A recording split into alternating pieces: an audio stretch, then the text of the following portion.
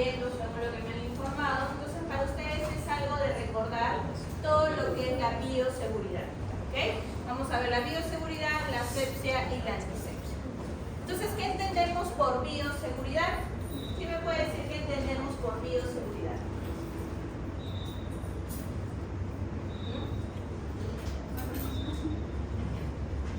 ¿De quién es? Sí. Son aspectos de normas y protocolos para poder proteger el personal de salud frente a un agente infeccioso, bacteria, virus.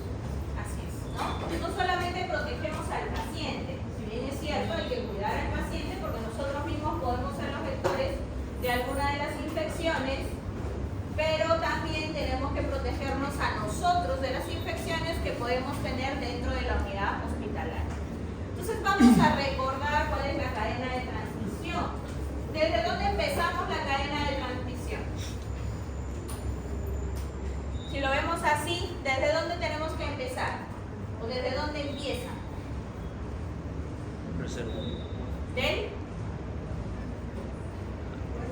Del agente patógeno.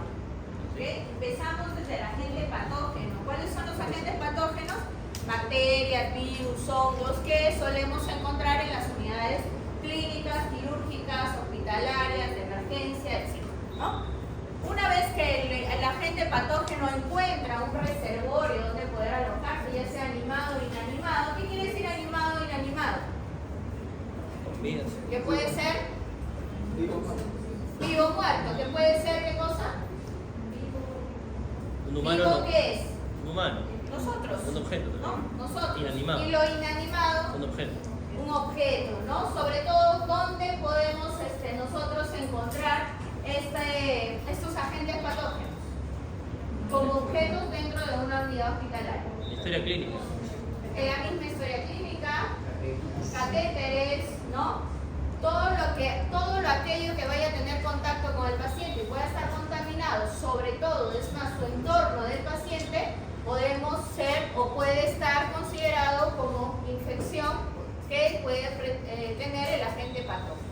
Luego tenemos la puerta de salida, que es la puerta respiratoria, digestiva, cutánea, dependiendo del tipo de infección. La vía de transmisión, mediante contacto, gotas, aerosoles. La puerta de entrada, que es similar a la puerta de salida, obviamente de acuerdo a cada infección. Y por último tenemos el huésped, el cual, ¿quién es el huésped?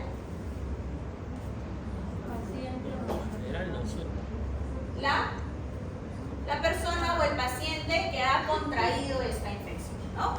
Entonces nosotros al tener la cadena de infección tenemos que tener en cuenta pues la cantidad del patógeno, la virulencia de este patógeno, la ruta de transmisión, la puerta de entrada y el huésped susceptible.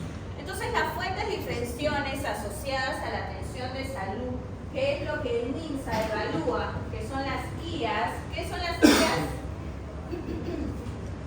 ¿Qué son las IAS? IAS. Infecciones asociadas a la atención de salud. ¿Ok? Entonces, dentro de estas infecciones asociadas a la atención de salud tenemos dos fuentes: la fuente endógena propia del paciente, la flora del paciente, y la fuente exógena. ¿Ok? El ambiente animado y el ambiente inanimado. ¿Y de quién depende la infección de la fuente exógena? ¿De? Por favor, ¿puedo abrir esa puerta y puedo cerrarla de acá? Sí, mejor. La bulla no me... No, déjala cerrada, ¿no? Cerrado, ¿no? Si está con aire acondicionado. ¿Esa? ¿La abrí? No, está bien. ¿Sí? Sí. Está bien, Teo. Bueno, será lo que me subieron los 7 pisos caminados que tengo que... Ok, entonces, ¿de quién depende la infección? O en este caso, estas infecciones de atención asociadas a la atención de salud. ¿De quién? ¿Del paciente? Del personal de salud, ¿no? Y ahí estamos incluidos ustedes, nosotros, ¿ok? Entonces, los tipos de las infecciones de atención de salud que evalúa sobre todo el MINSA, porque hay mayor porcentaje de presencia de infecciones a raíz de estos mecanismos, es por ejemplo la infección del tracto urinario. ¿Por qué? Por el uso del catéter. ¿A qué nos referimos con la infección del tracto urinario por el uso del catéter? ¿A qué podría ser?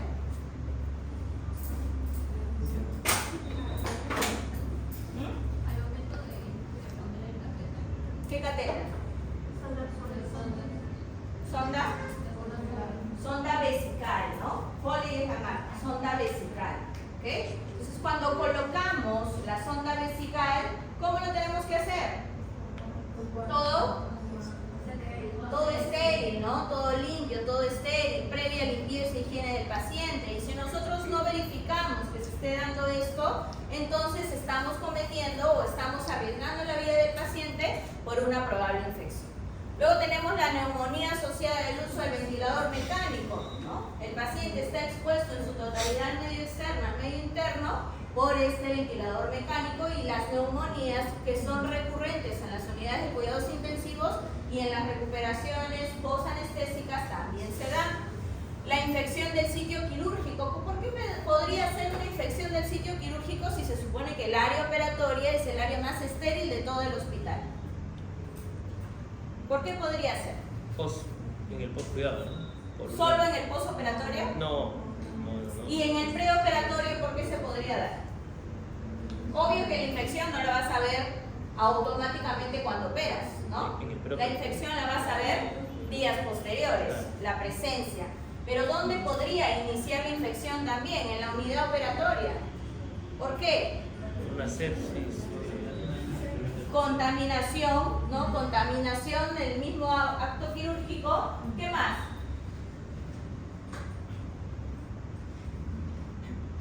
Un inadecuado manejo al cierre de repente de la cirugía. ¿Qué más? ¿Qué hacen antes de la cirugía? Una falta de profilaxis antibiótico. Sepsia. La asepsia, ¿no? La asepsia. Hacemos al paciente, y no todos los pacientes necesitan profilaxis antibiótica. Va a depender de la condición del paciente y del tipo de intervención que realizamos. ¿Okay? Entonces, va a depender de todo eso, el accionar de nosotros para poder tener una infección del sitio quirúrgico en el paciente. Y luego hablamos de la infección del torrente sanguíneo asociado al uso del catéter.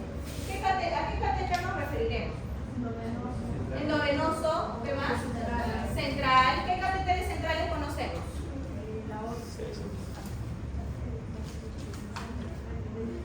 ¿Cuáles han visto ustedes?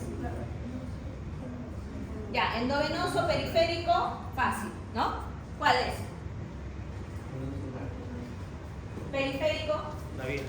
Una vía periférica, no una boca. ¿Okay? Claro. ¿Y el catéter venoso central? Tenemos diferentes tipos, ¿cierto? CVC, que es un catéter no tunelizado, que mayormente es de corta estancia, por lo menos un mes. Luego tenemos los dispositivos o catéteres de larga estancia, como un catéter POR, con un catéter POR, por ejemplo, que puede durar en el paciente 1 año a 2 años, ¿no? Imagínense estos catéteres que al momento de la colocación, si no ha habido una buena manipulación, también puede haber la presencia de la infección. Y no solamente en la colocación, sino en el mantenimiento y manipulación del catéter, como otros catéteres que tenemos también. Entonces, las precauciones estándar deben ser aplicadas a todo paciente, ¿ok? Todo paciente, pacientes que requieren una atención de salud por todos los trabajadores de salud. Entonces, son medidas que van a estar encaminadas a poder minimizar la diseminación de la infección, el contacto directo con sangre, fluidos corporales, secreciones o piel del paciente, ¿no? Piel no intacta en el paciente. ¿Qué incluye una precaución estándar? ¿Cuál es nuestro principal cuidado en la unidad hospitalaria? El lavado y higiene de manos, ¿no? ¿Por qué? Porque las investigaciones y la OMS nos dice, ¿qué nos dice sobre el lavado de manos? Que es la medida de protección más importante frente a la prevención de infecciones. Nada que uso mi guante, nada que me cambio de guante por cada paciente, no. La importancia es el lavado de manos y ni siquiera la desinfección. ¿Con qué hacemos la desinfección? Con el alcohol gel, ¿no? ¿Y qué bacterias viven en el alcohol gel, por ejemplo? ¿Vivirá una bacteria en el alcohol gel? gel? Si se supone que yo me desinfecto con eso, ¿vivirá una bacteria en el alcohol gel? Sí viven bacterias en el alcohol gel contaminado. Recuerden que el alcohol gel está en las unidades hospitalarias y lo usan o lo usamos todos, ¿cierto? Y también se puede contaminar. ¿Qué bacterias tenemos? Por ejemplo, la Serratia, el estafilococos, viven en el alcohol gel. Entonces nosotros seguimos contaminando al paciente porque nos cuesta mucho tiempo lavarnos las manos. ¿Ok? Uso de guantes, mascarillas, delantal, todo el equipo de protección personal, ¿no? La limpieza y desinfección y esterilización de los equipos, la etiqueta respiratoria de la tos, las prácticas seguras de la inyección y el uso de mascarilla para inserción de catéter o inyección de algún material o algún tratamiento que vayamos a realizar con el paciente. Entonces, la bioseguridad es una doctrina de comportamiento encaminado a lograr actitudes y conductas que van a hacer que disminuyan el riesgo del trabajador, ¿no? Porque muchas veces pensamos solo en el paciente y nadie piensa en nosotros, ¿no? Y somos los que estamos en mayor riesgo frente a cualquier tipo de infección. Entonces, las normas de bioseguridad pues son un conjunto de medidas que tenemos que tener en cuenta nosotros como medidas preventivas para evitar cualquier infección, y es más, una infección cruzada, ¿no? Porque hay pacientes de los cuales nosotros tenemos que cuidarlos a ellos. ¿A quiénes, por ejemplo, podría ser? Inmunosuprimidos, ¿como quiénes? VIH. ¿Qué más? Perdón, oncológicos, ¿no? ¿Serán todos los oncológicos? ¿Será todos los que han hecho quimio? No, ¿por qué no? Porque en realidad tendría que haber una conducta de inmunodeficiencia, ¿no? Por ejemplo, una leucemia se afecta al glóbulo blanco, pero otro oncológico no necesariamente, salvo que no lleve tratamiento. Claro, porque tenemos patologías oncológicas de tumores sólidos que pueden recibir quimioterapia, radioterapia, post cirugía o antes de la cirugía, y el paciente no necesariamente va a llegar a una neutropenia. ¿Okay? A diferencia de un cáncer hematológico como una leucemia, en la cual el paciente sí puede llegar a una neutropenia severa, a moderada o profunda, ¿no? Y el paciente tiene mayor riesgo de infección.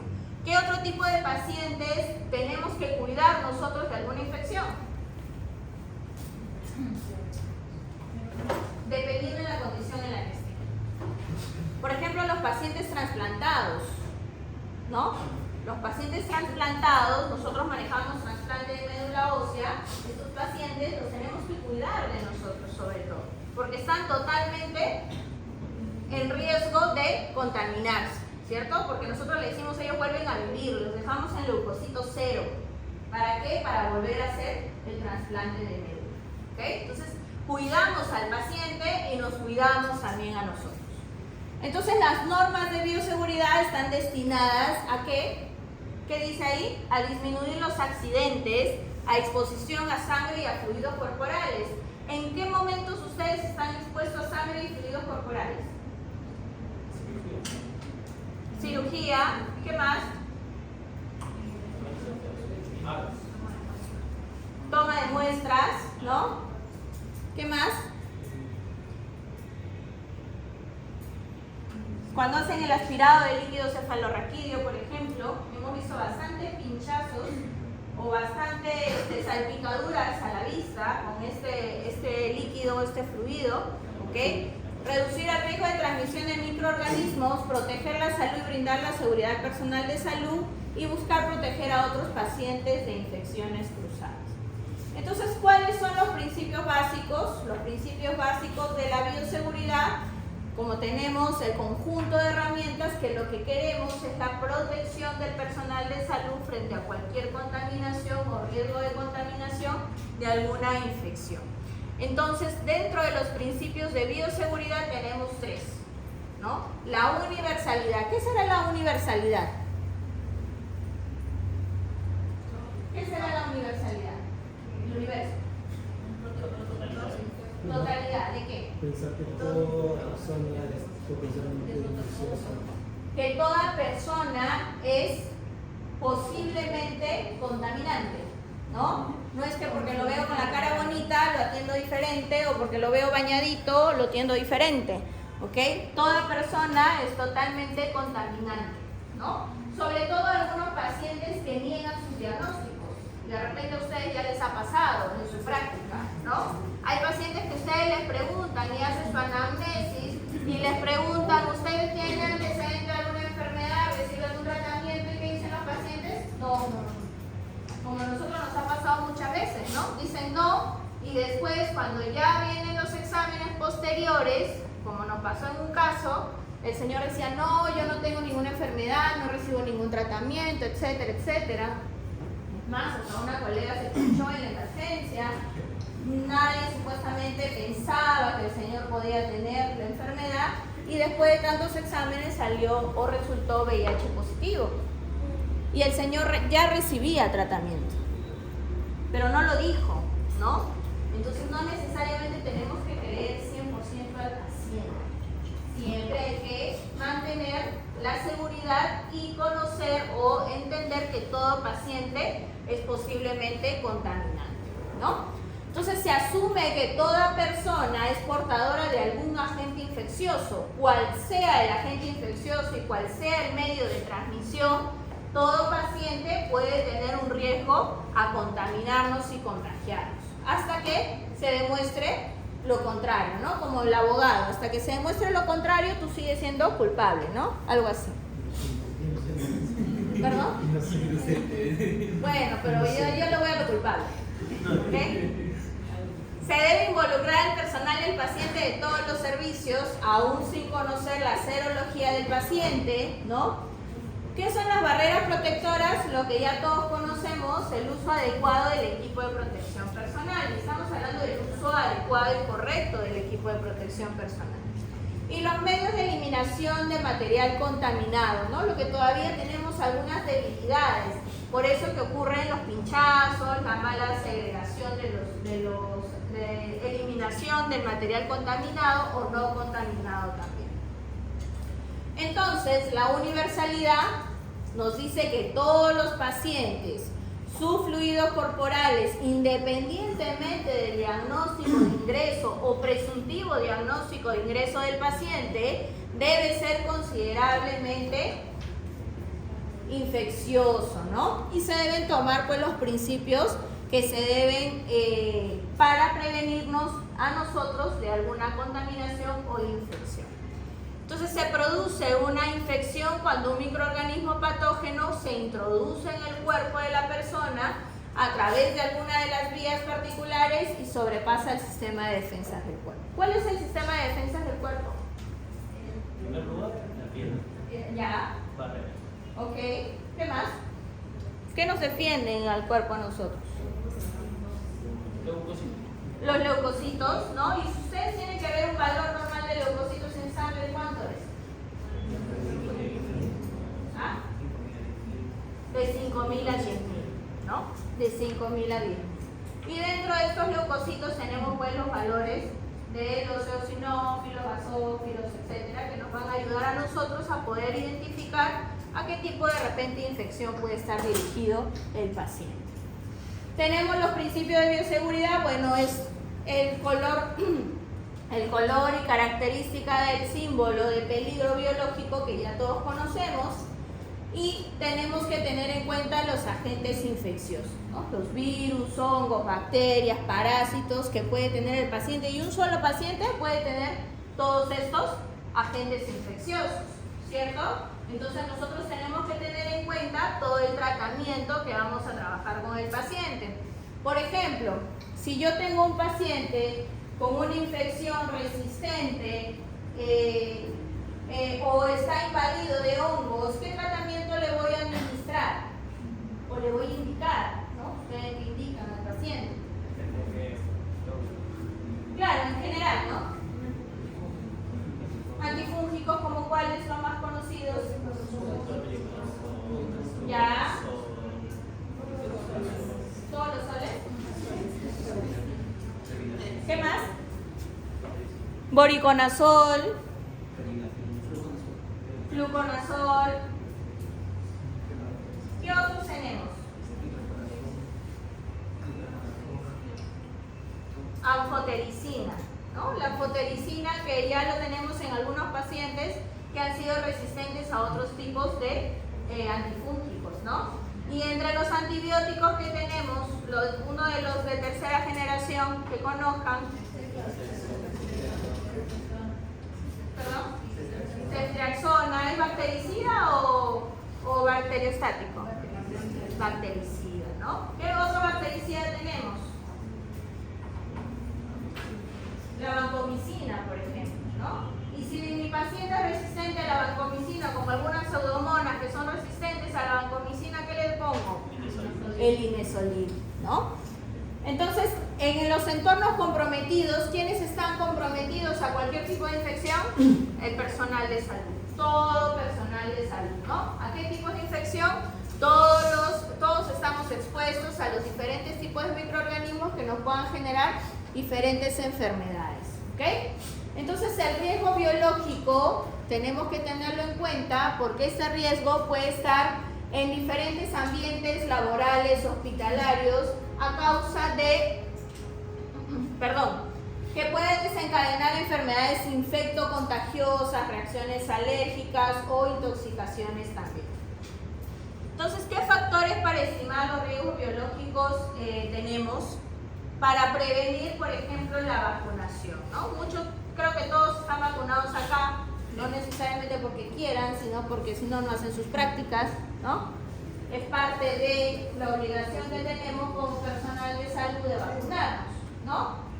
El cuidado de los objetos punzocortantes, ¿ok? ¿Por qué? Porque tenemos que tener en cuenta la segregación correcta de los punzocortantes, la higiene personal. ¿A qué nos referimos con higiene personal? No es que si se bañaron o no, ¿no? El lavado de manos. ¿Qué más? El uso adecuado del uniforme, porque en el uniforme también nosotros llevamos los microorganismos adheridos, ¿no? Y como nos gusta pasearnos con el uniforme, entonces yo sigo paseando todos mis microorganismos por todo lado, ¿no? El equipo de protección correcto, ¿por qué? Porque uso la mascarilla a veces por moda, porque me gusta el color, me gusta el diseño, o la gorra es bonita, pero todo mi cabello está por fuera, ¿no? Entonces el uso correcto del equipo de protección personal es importante. Y la desinfección y la esterilización, que lo vamos a ver en otra clase. Entonces, ¿qué vías de infección tenemos? Por la piel. ¿Qué nos podemos contaminar por la piel? ¿Y qué enfermedad nos podríamos contagiar por la piel? ¿Ya? ¿Qué más? ¿Ya? ¿Pero me voy a contagiar yo de la celulitis? No. ¿Cómo me contagio yo a través de la piel? Por ahí escuché.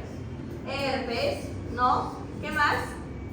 A nivel ocular, a nivel parenteral, digestivo, respiratorio, ¿no? Tengo tantas fuentes de contaminación de la cual tenemos nosotros que cuidarnos del paciente también. Entonces, dentro del uso de barreras, ¿qué es el uso de barreras? Todo el EPP y ¿qué más? Lavado de manos, ¿ok? Al champú, sí, lavado de manos. Entonces, hay investigaciones en las cuales menciona que el personal de salud, sobre todo, son los que menos nos adherimos al uso del EPP y del lavado de manos. Hubo una investigación hace poco, nomás que lo hicieron en México, en la cual empezaron a evaluar al personal de salud, médicos, enfermeros, técnicos, de manera que nadie se dé cuenta, por decirlo así, escondidas, y quienes tenían menor adherencia al lavado de manos en un 70% eran los médicos. Entonces, imagínense, ustedes que pelean con las bacterias y con los antibióticos, ustedes mismos son los que hacen que el paciente se haga resistente, ¿no? Y nosotros peleamos porque estamos, doctor, ya se lavó las manos, ya vino del otro lado, ya está. ¿No? Hay que lavarnos las manos. Y después ya se echan su crema hidratante, ya no importa. Pero tienen que lavarse las manos, no solamente es desinfectarse. No, me he puesto mis guantes, dicen. No, pero me he puesto mi guante, el guante está limpio. ¿Será lo mismo? pero pasa. Entonces, ¿cuáles son los 5 momentos de la higiene del lavado de manos? En orden, ¿ah? Antes de tocar al paciente. En orden. Antes de tocar al paciente. Antes de realizar una tarea séptica, ¿no? ¿Qué más? Después de tener contacto con fluidos corporales del paciente. ¿De ahí qué sigue? Ah, claro, por ahí están leyendo, obvio, pues así fácil, cualquiera, ¿no? Después de tener contacto con el paciente y al final el entorno del paciente, ¿ok? Entonces son los 5 momentos que ustedes tienen que hacer el lavado y desinfección de las manos. Si mis manos ya están con mucha adherencia de alcohol, ¿qué tengo que hacer? Lavarme las manos, ¿no? Entonces, todos estos microorganismos nosotros podemos contagiar o contaminar al paciente solamente por un inadecuado lavado o manejo a nivel de la desinfección de las manos. ¿Cuánto nos dura en tiempo el lavado de manos clínico?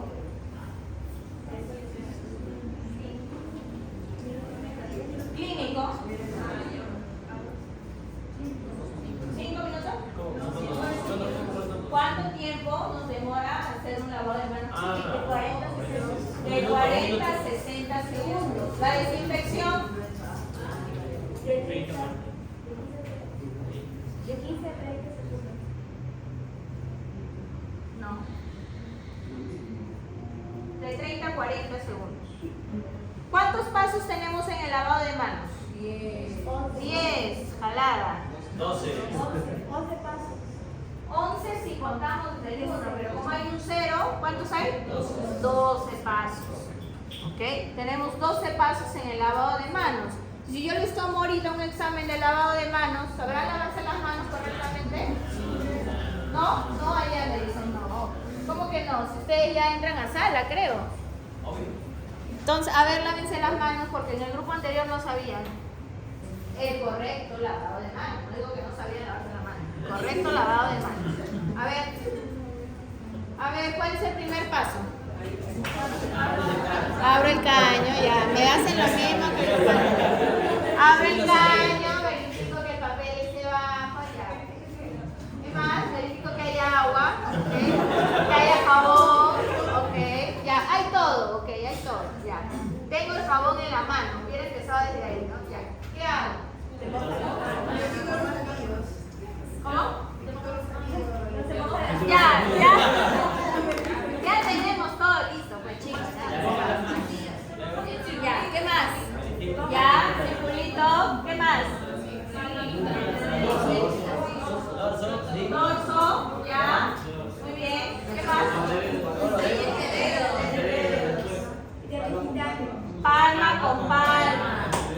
Eso es lo que siempre se olvida, es dorso y palma con palma. Luego, ¿qué sigue? Empiezo así. ¿Seguro? ¿Ya ven? ¿Ya ven? Y es que ha sido su parcial. Después de la palma de la mano, ¿qué sigue? ¿Y cómo se hace el lavado de los nudillos? Muy bien. Mal. ¿Por qué? Porque lo que nosotros tenemos que hacer es como un candado. Miren mi mano cómo cierra y con mi pulgar tengo que lavar los nudillos de mi mano. Y tengo que lavar todos mis dedos. Vuelvo a hacer al otro lado y con el pulgar lavo los nudillos de mi mano. ¿Por qué? Porque mis nudillos siguen cochinos, de chocolate, de pseudomonas, de todo lo que han comido en el desayuno. Ahí están cochinos mis dedos. ¿Y de ahí qué sigue? ¿Cómo lavo el pulgar? Así, mal. Para abajo, exacto. Su compañera fue la única que asistió a la clase de lavado de manos. Para abajo. Si yo lavo así, ¿qué estoy dejando al aire? Si yo lavo así, todo esto está sucio, ¿cierto? Tengo que lavar de esta forma para poder hacer un arrastre total del dedo. Si yo hago esto, pues, algunos me dicen, profesora, pero puedo hacer esto, sí, pero ¿qué se queda al aire? Tendría que ir así. ¿Qué se queda al aire? La puntita. ¿Cómo se llama esa puntita? ¿Un espejo?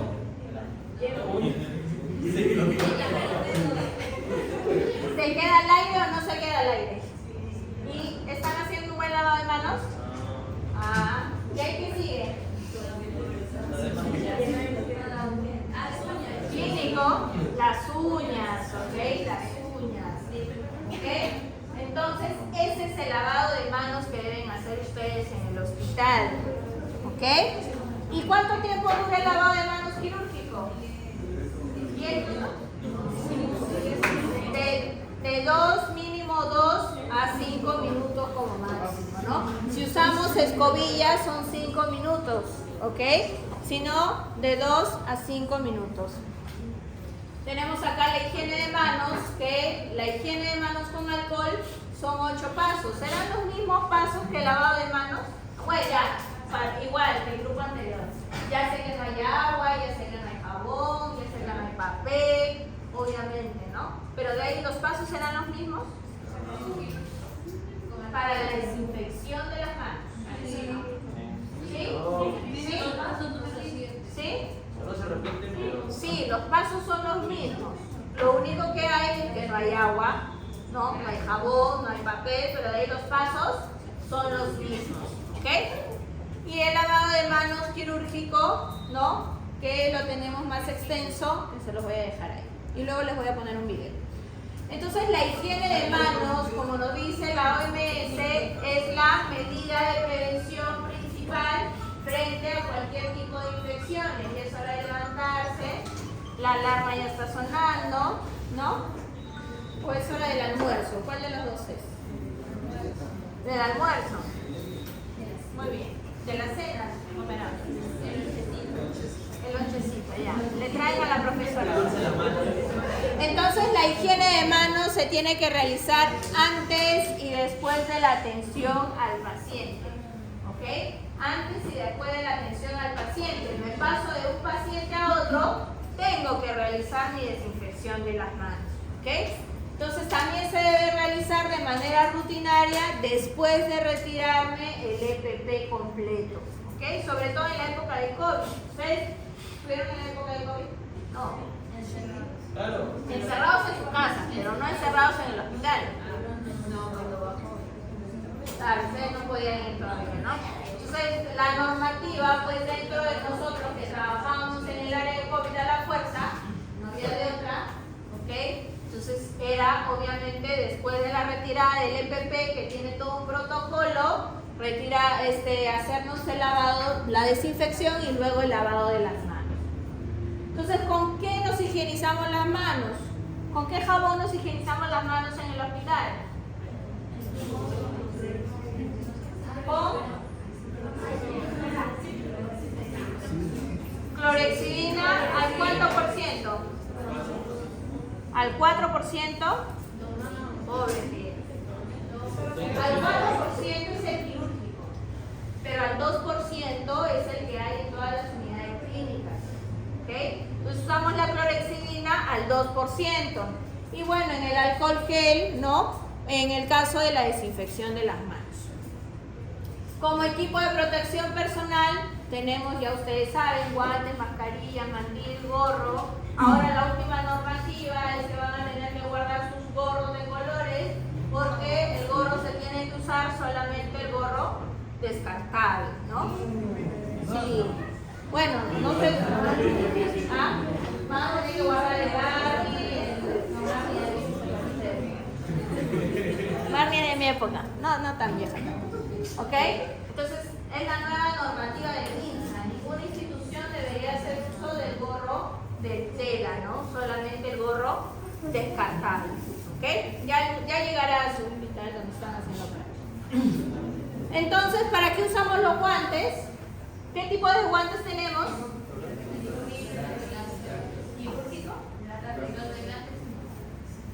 Ya. Pero son los guantes de qué? De examen, ¿no? y los guantes estériles, ¿cierto? Ok, entonces me imagino que también saben colocarse los guantes estériles, ¿no? Hacemos una competencia de colocación de guantes estériles. Ya, está preparada. A ver, va a ser la primera que va a hacer la demostración de la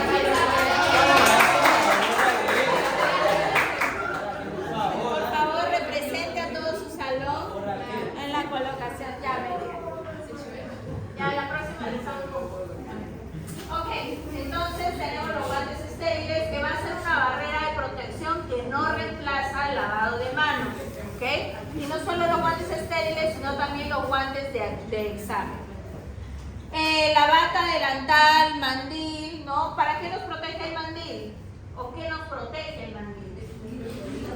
De los fluidos, ¿no? Nos protege de los fluidos y sobre todo de la contaminación directa al uniforme con el que dormimos, comemos, paseamos, ¿no? Todo hacemos con el uniforme, ¿no? Protector de la mucosa nasal, por ejemplo, las mascarillas, ¿no? ¿Qué mascarillas tenemos?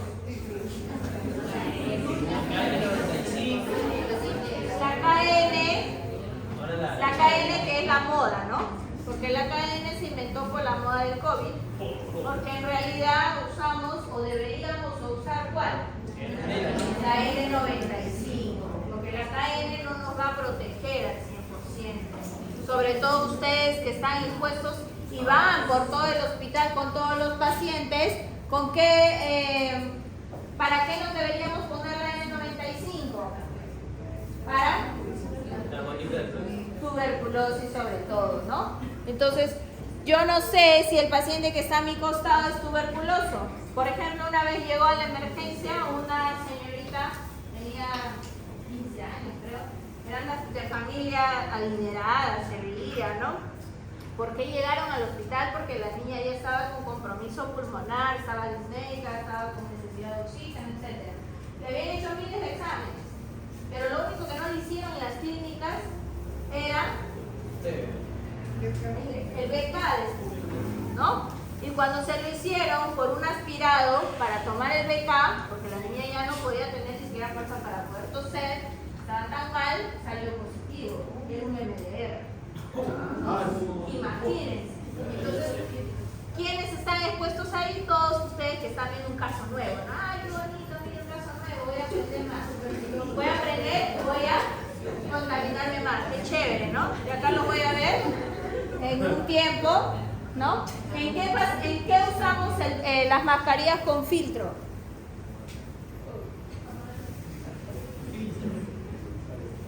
No la N95, el FFP2, por ejemplo.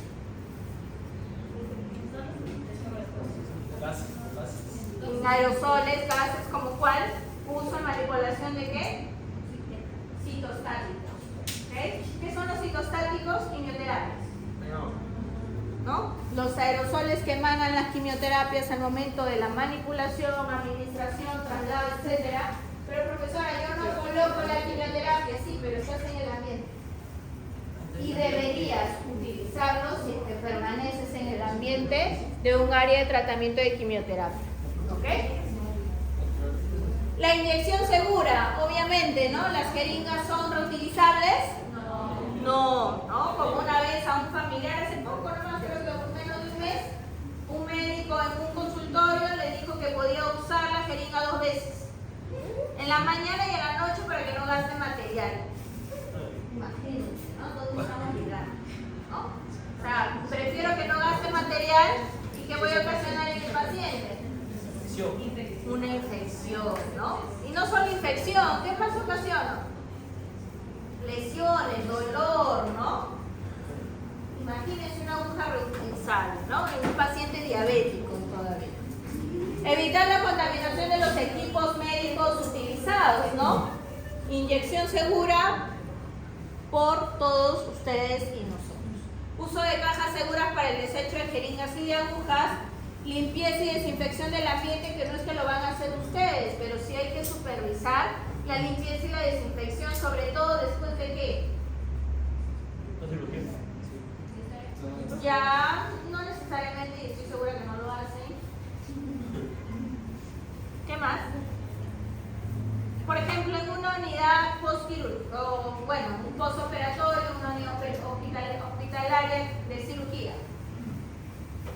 Ustedes también curan las heridas operatorias, los drenajes, ¿y qué usan? ¿Qué más?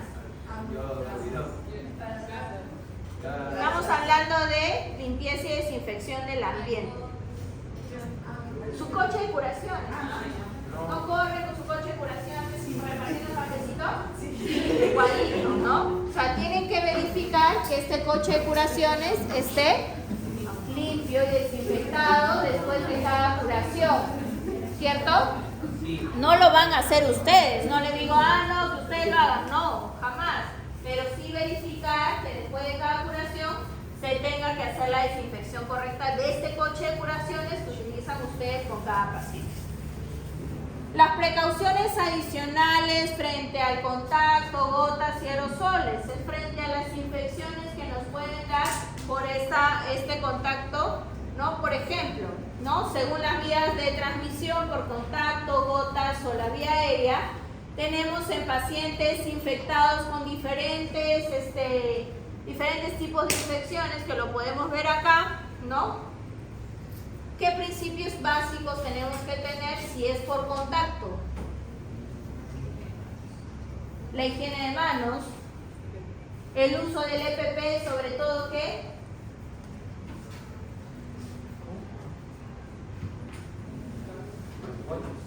Guantes, ¿no? Guantes, obviamente, son nuestro medio de barrera principal frente a cualquier infección, porque ¿cómo nos podemos infectar nosotros por las manos? Contacto con fluidos, ¿pero qué? ¿Solo cojo el fluido y ya me contagié? No, ¿qué puedo tener? Alguna herida, alguna lesión, y ahí me contamino y me contagio, ¿no? Ubicación, tenemos que tener una ubicación adecuada del paciente, una habitación individual de preferencia. Si no es posible y más de un paciente infectado, realizar un aislamiento de corte. ¿Qué es un aislamiento de corte? ¿Saben? No. Ya lo vamos a ver.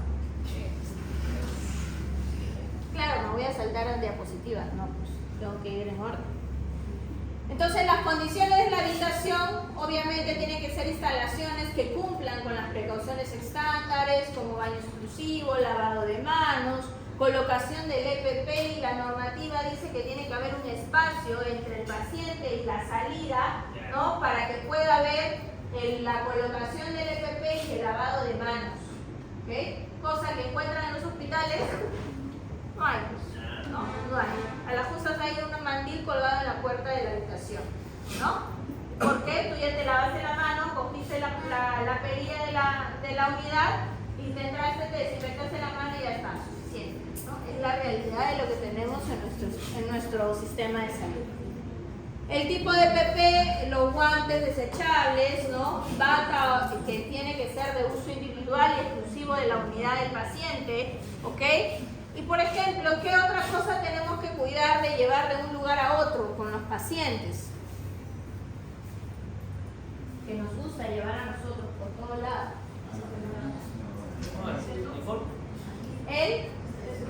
El estetoscopio, ¿no? El estetoscopio, que es nuestro mayor tesoro, ¿no? Bueno, de ustedes, no mío, ¿no? Es el mayor tesoro, ¿no? Llevamos, no, yo lo escucho más con el mío. Y ahora que ha salido el estetoscopio digital, ¿no? ¿Han visto? Sí. Ah, sí, está bonito, ¿no? Sí.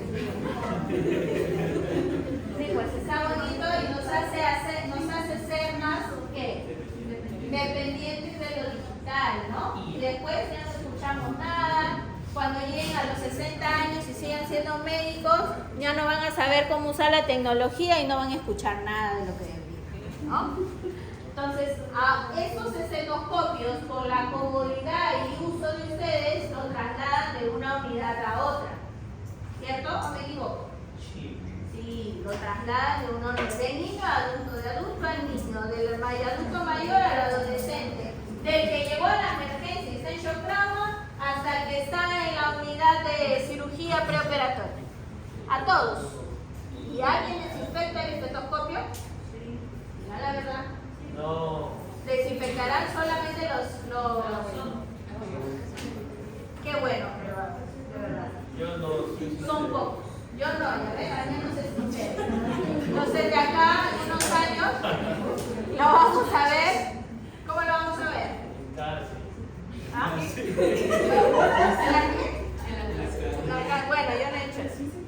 Como me dijeron que uno es inocente hasta que se demuestre lo contrario. Para mí todos son culpables, ¿no? Pero ya.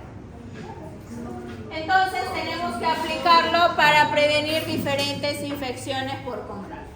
Luego tenemos las gotitas, ¿no? Igual la habitación tiene que ser individual, ¿ok? Si es posible no mantener a más de un paciente infectado y también realizar el aislamiento de corte, que es mantener en una unidad 2 pacientes con las mismas características o formas de contagio, en este caso de preferencia de la misma patología, ¿no? Aislamiento de corte, que tengo que tener a los pacientes con las mismas características, patologías o medios de contagio. ¿Por qué? Porque imagínense que yo una o un paciente con VIH con un paciente con tuberculosis. Los dos son aislamiento. No, igual se muere. Los dos son aislamiento. El VIH se muere. ¿Quién gana? VIH. Entonces ahí no estoy haciendo un aislamiento de corte. ¿Ok? Porque miren, ahora sí me entendieron que es un aislamiento de corte. ¿Claro? ¿Cuánto por? Porque acá dice uno de preferencia individual. Es que lo ideal es que sea individual. Cuando hablamos de corte, hablamos de más de dos personas a más. Una habitación. En una habitación, ¿no? Pero lo ideal es que las habitaciones sean individuales. Entonces, cuando hacemos aislamiento de corte, hacemos aislamiento para prevenirnos o nosotros prevenir la infección de un paciente contaminado o nosotros prevenir contaminar a un paciente, ¿no? Como es el aislamiento invertido que usamos en los pacientes inmunosuprimidos, trasplantados, con neutropenia severa, con leucemias en pleno tratamiento de inclusión, etcétera, etcétera, etcétera. ¿Ok? Entonces hay diferentes tipos de aislamientos que tienen que tener características los pacientes para evitar contagiarlos y evitar que nos contagien a nosotros. ¿Ok? Entonces ese es el aislamiento de corte. Tener en cuenta la característica del paciente y poder unirlos porque la necesidad hospitalaria nos hace que no podamos tenerlos de manera individual. ¿Ok? ¿Perdón? Puede ser. Caso clínico. ¿Ok? Entonces, igual las gotitas tenemos que usar el EPP, las condiciones de la habitación son similares, baño personal, el uso de equipo biomédico también tiene que ser exclusivo dentro de la habitación, el termómetro tiene que ser exclusivo para cada paciente, ¿no? Igual el uso del EPP es crucial, sobre todo en las gotitas que vamos a usar. Las mascarillas, ¿no? Las mascarillas.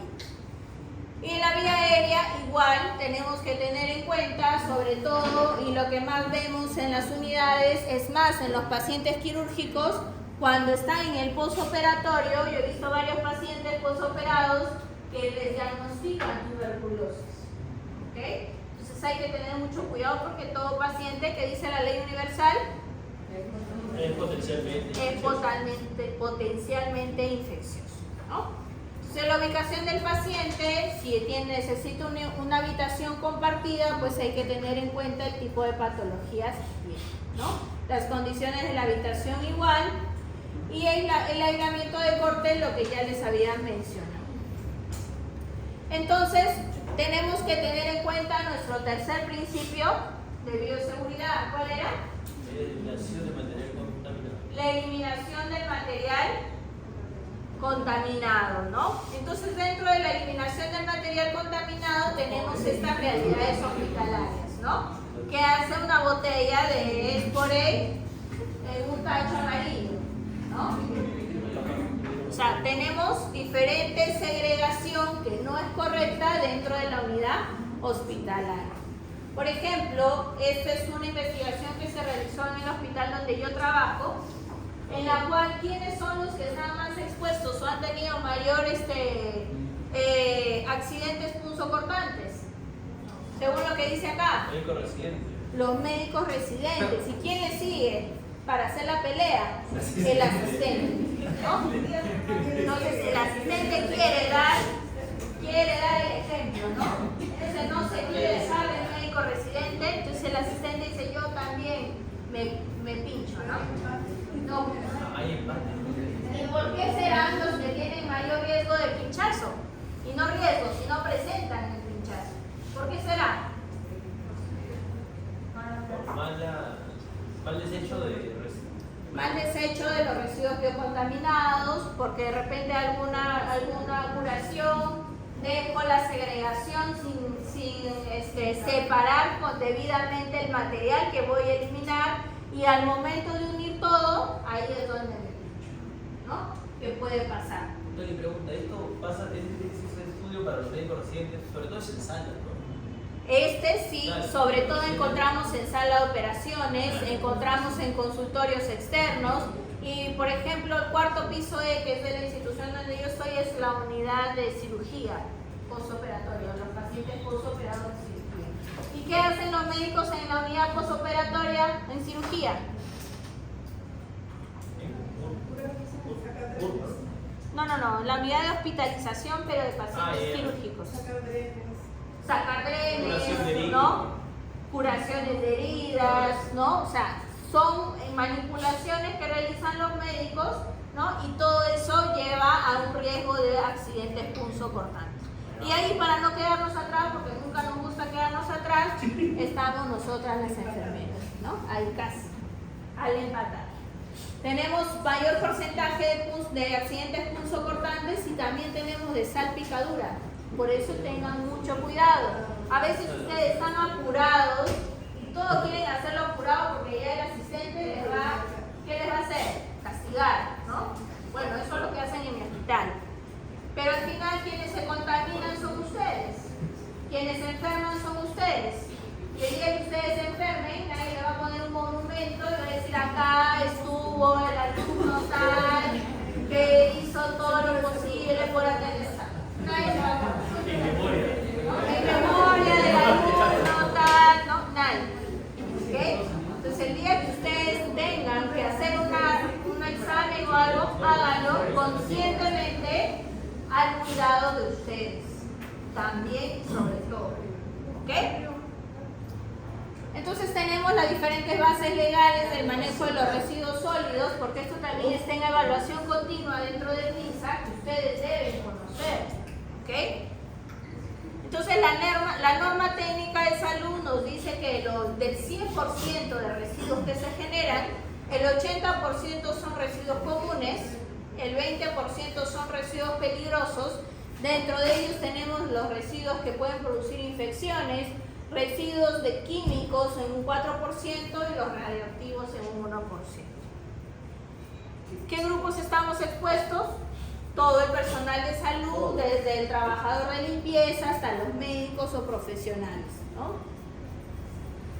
Entonces tenemos los residuos generados, que tenemos los residuos peligrosos, que son los residuos biocontaminados, y los residuos especiales, que ahora vamos a ver qué corresponde ahí, y los no peligrosos, que son los residuos comunes, que van en la bolsa negra. Entonces, las características de los residuos lo vamos a ver aquí. Los residuos biocontaminados, ¿qué son los residuos biocontaminados? Son todo lo que haya tenido contacto con el paciente, debe ir en el tacho rojo, pero es es su tupper de plástico que ha comido el paciente. ¿También debe ir en el tacho rojo? Sí, porque ha estado en contacto con el paciente. ¿Okay? Si el paciente está al cuidado de un familiar las 24 horas, ¿dónde se debe segregar lo que el familiar utiliza? En el rojo también. ¿Ok? Si ustedes se lavan la mano, ¿dónde segregamos ese papel? ¿En el tacho? ¿Rojo? Negro, ¿ok? Negro. Entonces tenemos el material biológico, ¿no? Todos los exudados, vacunas, inóculos, cultivos, todo lo que vayamos a tener en contacto con el paciente y pueda estar contaminado. La sangre humana, ¿no? Las transfusiones también tiene que estar dentro del tacho rojo, ¿no?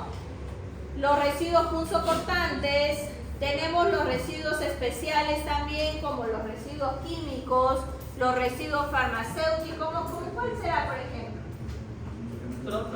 ¿Medicamentos? Ya. ¿Cómo cuáles? Ya. Algunas vacunas, ¿no? En los frascos amarillos sí, pero en las bolsas amarillas, ¿qué colocamos? ¿Qué medicamentos? Si nos dicen ahí, sustancias o residuos químicos. Pesticidas, contaminados, No. utilizados. Una vacuna, por ejemplo, que no se permita, ¿no? Por ejemplo, las bolsas de quimioterapia, los antifúngicos como ¿cómo se llama? La anfotericina, que son preparados en una unidad de campana de flujo. Todas esas, por la evaporización que tienen, necesitan ir en un área especial de riesgos o de residuos especiales. ¿Okay? Entonces, eso sí o sí tiene que ir en una bolsa amarilla. Y acá lo dicen: quimioterápicos, antineoplásicos, productos químicos, plaguicidas, baterías usadas, etc. Los residuos radiactivos, que casi no lo tenemos mucho en los hospitales, o al menos no al manejo de nosotros. Y los residuos comunes, que son ¿qué cosa? Toda la papelería, ¿no? Que tenemos. ¿Okay? Supongamos que ustedes se van a calzar el guante. El guante estéril. El guante estéril, ¿dónde lo descartan? Y lo demás, todo en bolsa roja. ¿Separan de verdad todo? ¿De verdad? ¿Por qué le quitan?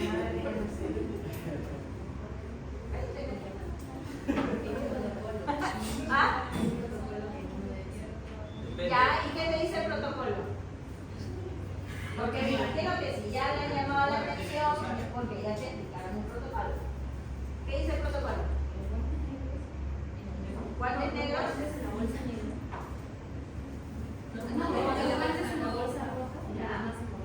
Lo demás, que no tenga ninguna segregación del paciente en la bolsa negra. Y todo lo que haya tenido contacto con el paciente en la bolsa roja. ¿Ok? Entonces, en los residuos comunes tenemos toda la papelería, madera, plástico que vamos a utilizar, ¿no? Entonces, la segregación es el cumplimiento obligatorio de la eliminación correcta de los residuos, chicos, en clase, de los residuos contaminados, biocontaminados o comunes. Entonces, tenemos también acá, por ejemplo, nos dice en la bolsa roja el EPP, las torunas o gasas de algodón, los catéteres, las llaves de doble vía que no sean punzocortantes, las sondas vesicales, los esparadrapos, las máscaras de nebulización, todo eso tiene que ir en la bolsa roja. ¿Por qué? Porque todo está en contacto con el paciente, ¿no?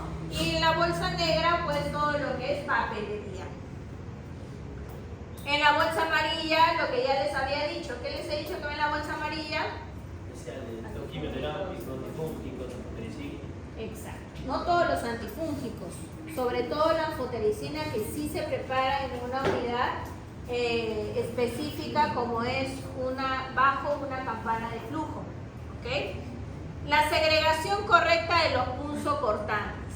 En este tacho rojo voy a colocar lo que, como dice su nombre, punzocortante. ¿Qué quiere decir? Que es todas las agujas. ¿Qué más coloco? Bisturís. ¿Qué más?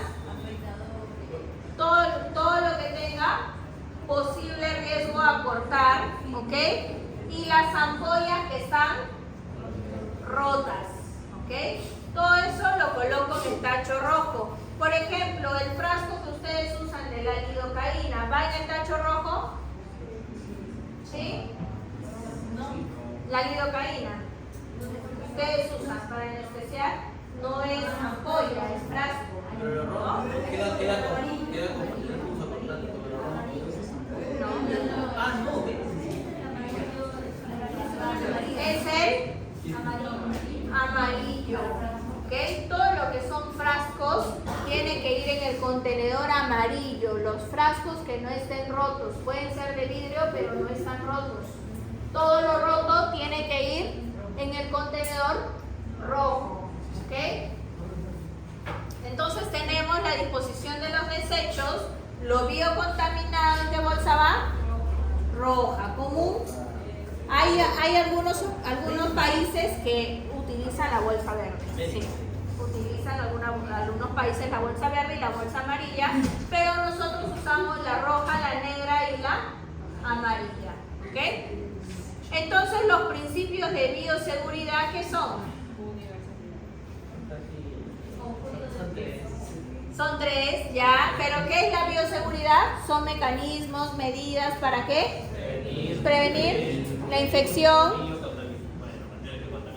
Ya, ¿y cuáles son los principios de bioseguridad? Universalidad, barrera de protección, eliminación de residuos. ¿Qué es la universalidad?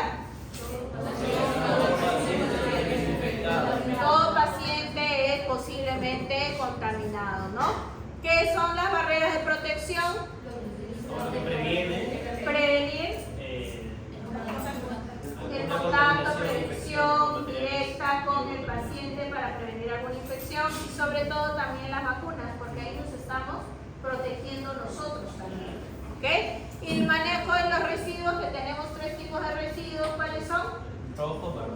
Rojo, biocontaminados, amarillo, especiales Y comunes en el negro, ¿no? Ok, muy bien. Listo. ¿Está claro? Ok, a ver, señores, les doy 10 minutos y continuamos con la siguiente parte de la clase. ¿Ok? Las fijas son todas las clases. Te cuento lo que. Pero yo te pregunté,